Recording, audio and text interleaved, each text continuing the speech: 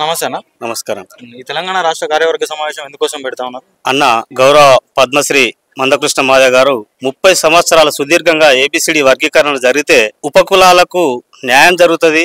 బాబాసాహెబ్ అంబేద్కర్ స్ఫూర్తితోటి రాజ్యాంగబద్ధంగా జనాభా తామాస ప్రకారంగా ఎవరి వాట వారు ఫలాలు అందినప్పుడే దేశం బాగుపడుతుంది అని ఒక సూచన మేరకు గౌరవ మందకృష్ణ మాదిగ గారు 30 సంవత్సరాలు వర్గీకరణకు పోరాటం చేసి రాష్ట్రాలతో కేంద్ర రాష్ట్ర ప్రభుత్వాలతో ఎన్ని ఒడిదుడుకులు వచ్చినా తట్టుకొని సుప్రీంకోర్టు నుండి తీర్పు ఇప్పించే దిశగా చేసినటువంటి గొప్ప వ్యక్తి మందకృష్ణ మాదిగ గారు. ఆ వర్గీకరణ జరిగితే తప్ప మాదిగ ఉపకులాలకు దేశంలో అట్టడుగు వర్గ కులాలంటే మాదిగ ఉపకులాలే.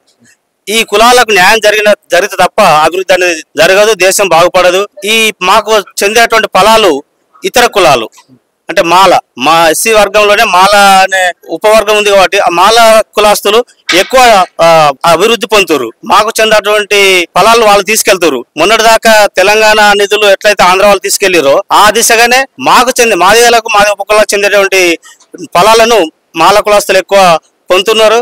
దానికి వారి వాట మాకు అవసరం లేదు, మా వాట మాకు కావాలనేది ప్రధానంగా మా నాయకుడు మందకృష్ణ మాదిగ గారు ఈ పోరాట దిశగా తీసుకెళ్లారు. దీనికి మొన్న సుప్రీంకోర్టు ఇచ్చిన తీర్పుకు గౌరవ రేవంత్ రెడ్డి గారు వర్గీకరణ ఒక అడుగు ముందుకేసింది. దానికి మేము అందరం రాష్ట్ర వ్యాప్తంగా స్వాగతం తెలుపుతున్నాం. మాదిగ జాతి మాదిగ ఉపకులాల పక్షాన ఏదైతే 9% అని ఆమోదం చేసిరో అది కాకుండా మా జనాభా ప్రకారంగా మాలలో 5 లక్షలుంటే 5% ఇస్తే మాదిగ ఉపకులాలు 32 లక్షల పైచిలుకున్నటువంటి జనాభాకు ఆ యొక్క పర్సెంటేజ్ అనేది తక్కువ ఉన్నది. రికార్డు ప్రకారంగానే స్పష్టంగా ఒక్కొక్క అణువును చదివి మా నాయకుడు మందకృష్ణ మాదిగ గారు చట్టానికి ప్రభుత్వానికి దిక్సూచిగా చూపడం జరిగింది. దీన్ని సవరించాలని గౌరవ ముఖ్యమంత్రి గారిని కూడా కోరడం జరిగింది. దానికి అనుగుణంగానే ఈ మార్చి 10 తారీఖు దాకా అనుమతి ఇవ్వడం జరిగింది. చేస్తారని ఆశిస్తున్నాము. ఈ ముందడుగు వేసిన దానికి రాష్ట్ర ప్రభుత్వానికి కూడా మేము మా పక్షాన ప్రత్యేక ధన్యవాదాలు చేసుకుంటున్నాము. 11% చేసి తీరాలని మా పక్షాన్ని కూడా మేము విన్నవించుకుంటున్నాం రాష్ట్ర ప్రభుత్వాన్ని. ఏదైతే ఉపకులాలు ఉన్నాయో మా కింద వారి ఫలాలు పొందినప్పుడే బాగుపడుతుంది, మాకు న్యాయం జరుగుతుందని మేము ఆశిస్తూ జై మందకృష్ణ మాదిగ, జై మాదిగ. గత ప్రభుత్వాలు అసలు ఎస్సీ వర్గీకరణకు ముందుకు రాలేదు. అసలు అంటే మా ప్రభుత్వం ముందుకు వచ్చి వర్గీకరణకు సానుకూలంగా ఉన్నా కూడా ఈ మాదిగలు ఏవైతే ఉన్నారో వాళ్ళందరూ కొంచెం వ్యతిరేకత తెలుపుతా ఉన్నారు అని చెప్పేసి అంటా ఉన్నారు. కానీ దేనికోసం వ్యతిరేకత తెలుపుతా ఉన్నారు? వ్యతిరేకత అనేది మాదిగలలో కూడా కొంతమంది స్వార్థపరులు ఉన్నారు. మేము ఇప్పుడైతే మీరు స్పష్టంగా చూస్తున్నారు రాష్ట్రంలో ఎవరు స్వార్థంగా చేస్తున్నారు అనేది. ఆ అన్నిటిని కూడా ఒడిదుడుకులను పూర్తి స్థాయిలో సమీక్షించి పర్యవేక్షించి మా నాయకుడు రాష్ట్ర ప్రభుత్వం ముందు పెడుతాడు. దాన్ని తూచా తప్పకుండా అఖ్తర్ సమయం కమిషన్ కానీ సబ్ కమిటీ కానీ ఉత్తమ్ కుమార్ రెడ్డి వేసినటువంటి సబ్ కమిటీ కానీ గౌరవ ముఖ్యమంత్రి వర్యులు కానీ దాన్ని తూచా తప్పకుండా పరిశీలన చేసి మాకు న్యాయం చేస్తారనే దిశగా మేము చేస్తున్నాం. ఏదైతే ఇప్పుడు మాదిగలు కొంచెం న్యాయం జరుగుతుందన్నారో వాళ్ళే దాన్ని మరొకసారి పరిశీలన చేసుకోవాల్సిన అవసరం ఉన్నది. ఇంకొకసారి అవసరం అనుకుంటే దిక్సూచిగా అద్దాలు పెట్టుకొని చదువుకున్నా పర్వాలేదు, మేము వాళ్ళ అనేంత స్థాయి కాకపోయిండొచ్చు. కానీ జాతికి అన్యాయం జరుగుతున్న దశలో మీరు మౌనంగా ఉండడం మంచి పద్ధతి కాదని మాదిగల పక్షంగా మేము కూడా విన్నవించుకుంటున్నాము రాష్ట్ర ప్రభుత్వానికి. రాష్ట్ర ప్రభుత్వంలో మాదిగ ఎమ్మెల్యే మంత్రులు ఎంపీలు ఎవరైతున్నారో వాళ్ళు ప్రభుత్వం దృష్టికి నీకు హక్కు ఇచ్చింది, ఎవరు ఓటేసి జనాలు నీకు హక్కు ఇచ్చింది, శాసనసభలో మన జాతికి రావాల్సిన వాటా కోరుకోవడానికి నీకు హక్కు ఇచ్చింది.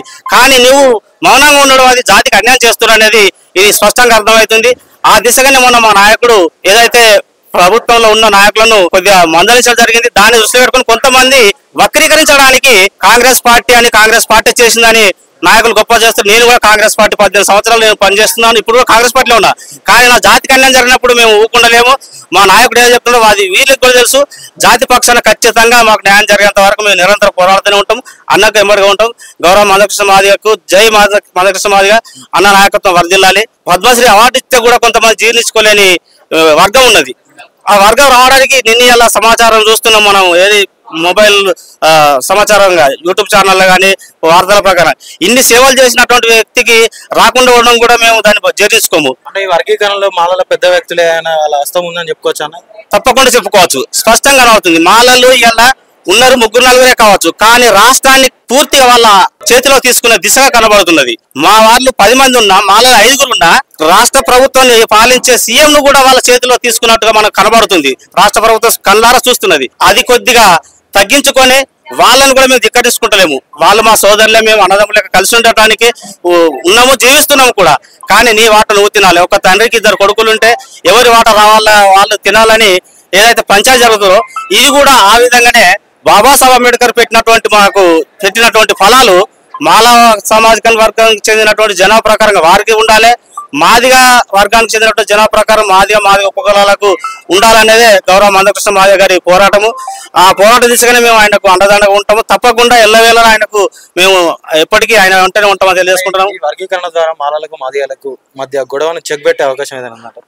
చెక్ పెట్టే అవకాశం అంటే ప్రభుత్వం ఏదైతే ఉన్నదో ప్రభుత్వంలో మా నాయకులు కావచ్చు, మాల నాయకులు కావచ్చు, దీనికి జనాభా తమాషా ప్రకారం రాష్ట్ర ప్రభుత్వము బాబాసాహెబ్ అంబేద్కర్ పెట్టిన రాజ్యాంగ ప్రకారంగా మేధావులు ఆలోచన చేసి దాన్ని ఇప్పటికే దీంతో క్లోజ్ చేసుకుందాం, 100 సంవత్సరాల భవిష్యత్తు మన పిల్లల భవిష్యత్తు కాపాడుకుందాం అనే దిశగా ఆలోచన చేస్తే తప్పకుండా కలిసిమెలిసి ఉంటాం, ఎప్పటికీ సోదర భావంతో ఉంటాము.